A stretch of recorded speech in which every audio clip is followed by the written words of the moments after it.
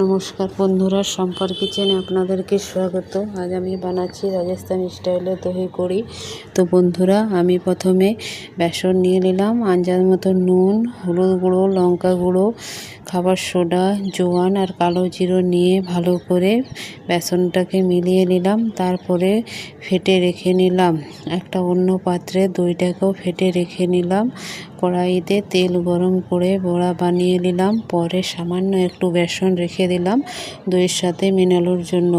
তেল গরম হয়ে গেলে শুকনো লঙ্কা, হিং, ফোড়ন আর গোটা জিরে দিয়ে দইটাকে কড়াইয়ের মধ্যে দিয়ে দিলাম।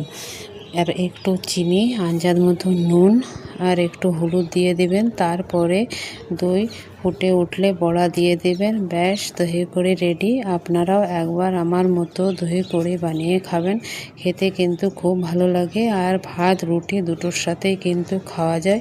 তো বন্ধুরা, আজ আমার ভিডিওটা কেমন লাগলো কমেন্ট করে অবশ্যই বলবেন, আর লাইক শেয়ার করবেন। ভিডিওটা এখানেই বন্ধ করছি। ধন্যবাদ।